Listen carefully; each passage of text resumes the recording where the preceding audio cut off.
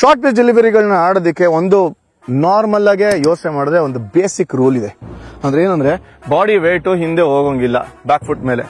Any point of time ಒಂಥರ boxer ಇದ್ದಾಗೆ. Boxer ಗಳು ಏನ್ ಮಾಡ್ತಾರೆ ಹೇಳಿ, ಅಕಸ್ಮಾತ್ ಹಿಂದೆ ಹೋಯ್ತು ಅಂದ್ರೆ ಅವ್ರದ್ದು ಆಯ್ತು ಅಂತ ಹೊಡ್ತಾ ತಿಂತಾರೆ, ನಾಕ್ಔಟ್. ಆದ್ರೆ ಈ ಬ್ಯಾಟಿಂಗ್ ಅಲ್ಲೂ ಕೂಡ ಸೇಮ್ ಥಿಯರಿನೇ.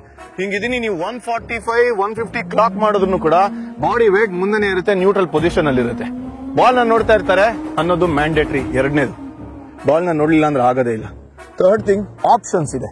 ಒಂದು, ಪೊಸಿಷನ್ ಬಂದು ಪುಲ್ ಹೊಡಿತಾರೆ ಹಿಂಗೆ, ಅಂದ್ರೆ ಸ್ಕ್ವೇರ್ ಲೆಗ್ ಮತ್ತೆ ಫೈನ್ ಲೆಗ್ ಇತ್ತು ಅಂತಂದ್ರೆ ಕೆಳಗಡೆ ಇಡಕ್ ಟ್ರೈ ಮಾಡ್ತಾರೆ ಹಿಂಗೆ. ಇಲ್ಲ ಕೆಳಗಡೆ ಇಡಕ್ ಆಗ್ಲಿ ಅಂತಂದ್ರೆ ಹಿಂಗೆ ಮೇಲ್ಗಡೆನೆ ಬೌಂಡ್ರಿ ಲೈನ್ ಆಚೆನೆ ಹೊಡಿಯೋದಿಕ್ಕೆ ಬ್ಯಾಕ್ ಫೇಸ್ ಹಿಂಗ್ ಓಪನ್ ಮಾಡ್ತಾರೆ. ರೋಹಿತ್ ಶರ್ಮಾ ಹೊಡೆದ್ರು ಮೊನ್ನೆ, ಅದು ಫುಲ್ಲು ಕಟ್ ಹುಕ್ಕು ಎರಡು ಮಧ್ಯ ಬರುತ್ತೆ. ಆಕ್ಚುಲಿ ನೋಡ್ಕೊಳ್ತೀನಿ, ರೋಹಿತ್ ಶರ್ಮಾ ಅಷ್ಟೇ ಫಾರ್ವರ್ಡ್ ಪ್ರೆಸ್ಸಿಂಗ್ ಬಾಡಿ ವೇಟ್ ಮುಂದೆ ಇರುತ್ತೆ, ತೆಗೆದಾಕ್ತಾರೆ. Extraordinary skill.